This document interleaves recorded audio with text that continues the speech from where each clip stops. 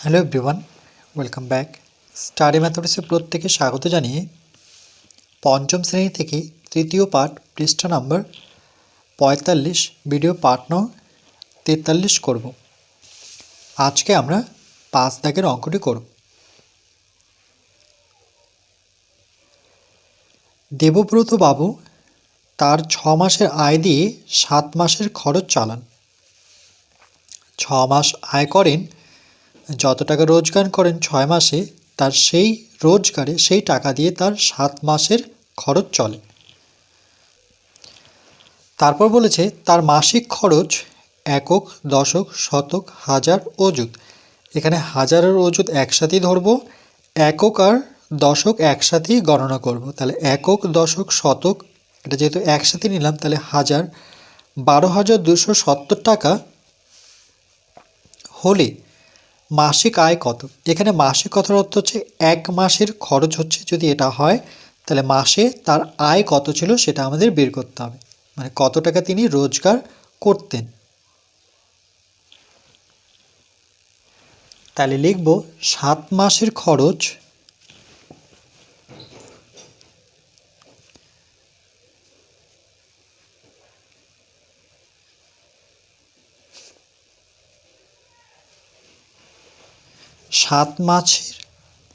খরচ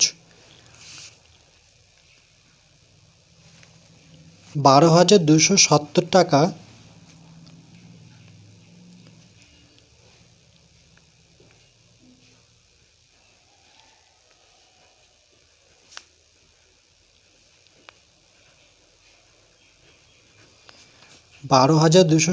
টাকা এই খরচকে আমরা গুণ করব, যেহেতু ৭ মাসের খরচ চালান, ৬ মাসের আয় দিয়ে ৭ মাসের খরচ চালান, ৭ মাসের খরচ। আর এখানে দেওয়া রয়েছে, সেটা কি খরচ রয়েছে দেওয়া ১২,২৭০ টাকা তার মাসিক খরচ। তাহলে আমরা এই ৭ মাসের খরচ অর্থাৎ ৭ দিয়ে আমরা এই পুরো সংখ্যাটিকে গুণ করব।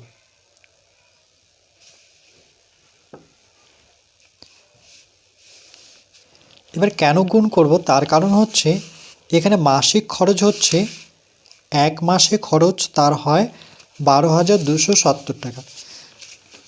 কেন গুণ করছি দেখো, এক মাসে মাসিক কথার অর্থ যেহেতু এক, তাহলে এক মাসে খরচ হচ্ছে ১২,২৭০ টাকা। এবার তার ৭ মাসে খরচ কম হবে কি বেশি হবে? এক মাসে যদি এত টাকা খরচ হয় তাহলে ৭ মাসে কিন্তু তার খরচ বেশি হবে। তাহলে ১২,২৭০ এর সাথে আমরা ৭ গুণ করব। তাহলে যদি বেশি বোঝায় তাহলে সেই ক্ষেত্রে গুণ করতে হয়, এই নিয়মটা মনে রাখব। এই জন্য ৭ দিয়ে আমরা এটাকে গুণ করব। তাহলে ৭ দিয়ে শূন্যকে গুণ করলে পরে শূন্য, শূন্য দিয়ে যে কোনো সংখ্যাকেই যদি গুণ করি, শূন্য দিয়ে ১ লক্ষ, ১ কোটি, যত বড়ই সংখ্যা হোক না কেন তার গুণফল সবসময় শূন্য হয়। ৭ দিয়ে ৭কে গুণ করব, ৭ ৭ ৪৯, ৪৯-এর ৯, যেটা সামনের সংখ্যা ছিল ৪, সেটা এর সামনে যে সংখ্যাটি রয়েছে তার সাথে যোগ করে দেব। তাহলে ৭ দুগুণে ১৪, ১৪ আর ৪ যোগ করব, ১৪, ১৫, ১৬, ১৭, ১৮, ১৮-র ৮ পিছনের সংখ্যাটা লিখব আর সামনের সংখ্যাটা আমরা হাতে রাখব। আবার ৭ দুগুণে ১৪ আর ১ যোগ করলে পরে ১৫, ১৫-র ৫ হাতে থাকলো ১, ৭ ৭ আর ১-এর যোগফল হচ্ছে ৮, একক, দশক, শতক, হাজার, অযুত। তাহলে ৮৫,৮৯০ টাকা। এটা হচ্ছে ৭ মাসের খরচ। তাহলে সুতরাং আমরা লিখতে পারি যে ৭ মাসের খরচ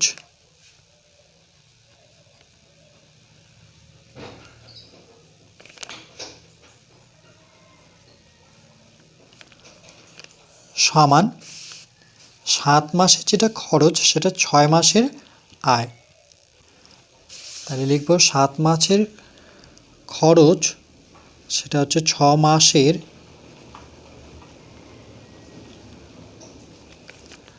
আয়। তাহলে যেটা খরচ বেরিয়েছে 7 মাসের খরচ যেটা সেটাই 6 মাসের আয়। তাহলে 7 মাসের খরচ কত? 85,890 টাকা। তাহলে সেটাই হচ্ছে 6 মাসের আয়। তাহলে আমরা নিচে লিখব যে সুতরাং 6 মাসের আয়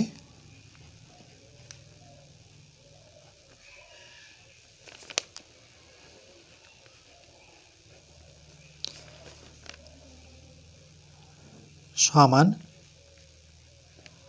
85,890 টাকা। 6 মাসের আয় 85,890 টাকা, কারণ 7 মাসের খরচ বেরিয়েছে 85,890 টাকা, যেটা 7 মাসের খরচ সেটাই 6 মাসের আয়। এবার এখানে বলছে মাসিক আয় কত। মাসিক কথার অর্থ যেহেতু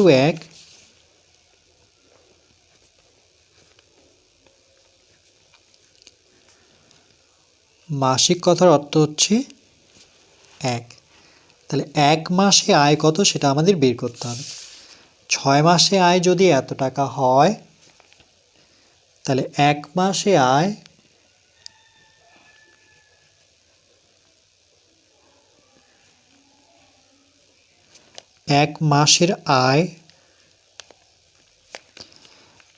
দেখো 6 মাসে সে এত টাকা রোজগার করে, যদি 1 মাসের রোজগার বের করি আমরা তাহলে কিন্তু 6-এর থেকে 1 যেহেতু ছোট বা কম, সেক্ষেত্রে আমরা কি করব, এই 85,890কে ভাগ করতে হবে 6 দ্বারা। আরেকবার বলছি, যেমন এটার ক্ষেত্রে 1 মাসে খরচ হয় 12,270 টাকা, সেখানে 7 মাসের খরচ যখন বের করব তখন কিন্তু 1-এর থেকে 7 যেহেতু বড় বা 7 মাসের হিসেবটা আমরা বের করছি তখন কিন্তু গুণ করতে হবে। কিন্তু এটার ক্ষেত্রে উল্টো, দেখো 6 মাসের আয়টা দেওয়া আছে, আমাকে 1 মাসের বের করতে হবে। তাহলে 1 মাসের আয় তো 6 মাসের আয়ের থেকে কম, যেহেতু কম তাহলে এই যে সংখ্যাটি রয়েছে সেই সংখ্যাটিকে 6 দিয়ে ভাগ করব। তাহলে আমরা কি পেলাম, যে কম যদি থাকে তাহলে সেই ক্ষেত্রে ভাগ করতে হয়, বেশি থাকলে গুণ করতে হয়। তাহলে 6 দিয়ে আমরা ভাগ করে নিই। 85,890, এটা 1 অঙ্কের সংখ্যা 6, তাহলে এখানেও আমরা 1 অঙ্কের সংখ্যা নেব। তাহলে যদি 1 অঙ্কের সংখ্যা নিচ্ছি তাহলে দেখো 6-এর থেকে 8 বড় না ছোট? বড়। যদি বড় হয়ে থাকে তাহলে ভাগ করতে পারবো। তাহলে কেমন করে ভাগটি করব, তাহলে এখানে লিখব যেহেতু 6কে যদি আমরা 1 দিয়ে গুণ করি তাহলে কত হবে, 6 6, সেটা 8-এর থেকে বড় না ছোট? ছোট। 8-এর থেকে ছোট, এই জন্য আমরা এই চিহ্নটি ব্যবহার করব, অর্থাৎ লেস দেন, এই দিকটা বড় এই দিকটা ছোট। যদি আমরা 6কে 2 দিয়ে গুণ করতাম তাহলে 6 দুগুণে কত হতো, 12 হতো। 12 আবার 8-এর থেকে বড়, 12 8-এর থেকে বড়, এই জন্য চিহ্নটা ঘুরে গেল, এই দিকটায় বড় হয়ে গেল। তার মানে বুঝতে পারছি 8-এর নিচে আমরা বড় সংখ্যা বসাতে পারি না, যেমন 9 বসাতে পারবো না, 10 বসাতে পারবো না, 11 বসাতে পারবো না। তাহলে কি ধরনের সংখ্যা বসাতে পারবো? 8-এর নিচে 1 আমরা 8 বসাতে পারি, নতুবা 7, 5, 4, 3, 2 মানে ছোট সংখ্যা বসাতে পারি। তাহলে আমরা 12 বসাতে পারবো না, কেন? 8-এর থেকে 12 বড়, তাহলে আমরা 6 বসাবো। তাহলে এখানে কত বসাতে হবে, 1 বসাতে হবে, কেন? 6কে 6, তাহলে 8 থেকে 6 বিয়োগ করলে 2 পাবো। আবার দেখো 6-এর থেকে 2 যেহেতু ছোট, তাহলে বড় করতে গেলে আমরা একটা একটা করে সংখ্যা নামিয়ে দেখব যে এবার সংখ্যাটি বড় হলো কিনা। যেমন 25, 6-এর থেকে বড়, এবার 6-এর ঘরে নামতা পড়ে আমরা 25-এর কাছাকাছি আসবো, তাই লিখব আবার। ঠিক একই নিয়মে করব, যে নিয়মটা এখানে শিখলাম। এই 6কে আমরা যদি 4 দ্বারা গুণ করি তাহলে 4 6 24। 24 কিন্তু 25-এর থেকে ছোট, তাই লেস দেন ব্যবহার করব, আর এটা হচ্ছে গ্রেটার দেন। আবার 6কে আমরা যদি 5 দিয়ে গুণ করতাম তাহলে 5 6 কত হতো, 30 হতো। সেটা আবার 25-এর থেকে বড়, তাহলে বড় তো বসাতে পারবো না। 25-এর নিচে আমরা কখনই 26 27 28 29 30 এই ধরনের সংখ্যা রাখতে পারি না। এক হয়তো 25 রাখতে পারি, নতুবা আমরা তার থেকে ছোট সংখ্যা, সেটা কত, 24। তাহলে কত, 6কে 4 দিয়ে গুণ করে 24, তাহলে 6কে 4 দিয়ে গুণ করলে 4 6 24 পাচ্ছি। তাহলে 25 থেকে 24 বিয়োগ করলে 1, বা 5 থেকে 4 বিয়োগ করেও 1 পাই।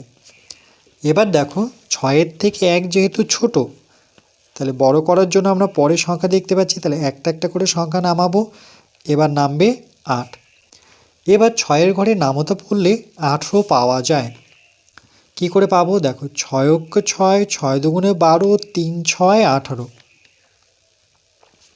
তাহলে 18-র নিচে আমরা 18 বসাতে পারি। তাহলে কি করে পেলাম, 6-এর সাথে 3 গুণ করে 3 6 18 পেলাম। এটাও 18, এটাও 18, তাহলে বিয়োগফল 0 0 বসাবো না, কারণ এখানে সংখ্যা নামানোর এখনও বাকি রয়েছে। 0 বসেও লাভ হবে না সামনে, তাহলে এবার নামাবো 9। এবার দেখব 6-এর থেকে 9 বড় কিনা, 6-এর থেকে 9 বড়, তাহলে লিখব আবার।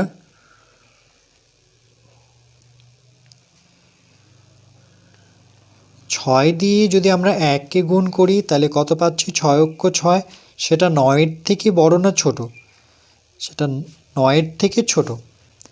আবার যদি আমরা 6কে 2 দিয়ে গুণ করতাম তাহলে 6 দুগুণে কত হতো, 12, সেটা আবার 9-এর থেকে বড়, এই জন্য গ্রেটার দেন চিহ্ন দিলাম। তাহলে 9-এর থেকে বড় সংখ্যা 12 তো বসাতে পারি না 9-এর নিচে, তাহলে কত বসাতে হবে, 6 বসাতে হবে। তাহলে 6 কেন বসলো, তার কারণ এখানে 1 যদি বসাই তাহলে 6 অক্ষে 6, 9 থেকে 6 বিয়োগ করলে পরে 3। এরপর আমরা 6-এর থেকে 3 যেহেতু ছোট, এখানে আমরা শূন্যটাকে নামিয়ে দেব। এবার 6-এর ঘরে নামতা পড়লে 5 6 30। 6কে 5 দিয়ে গুণ করলে 5 6 30।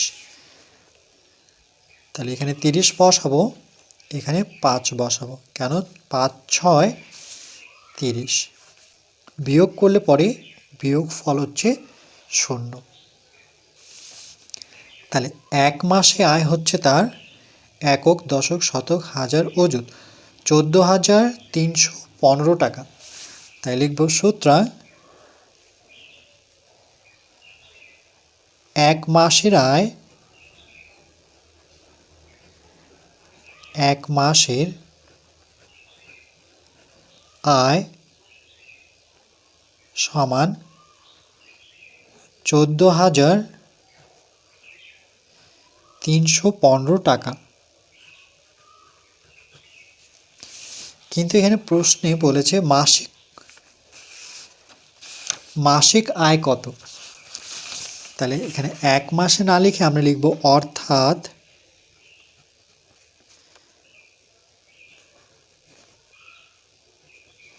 মাসিক আয় 14,315 টাকা।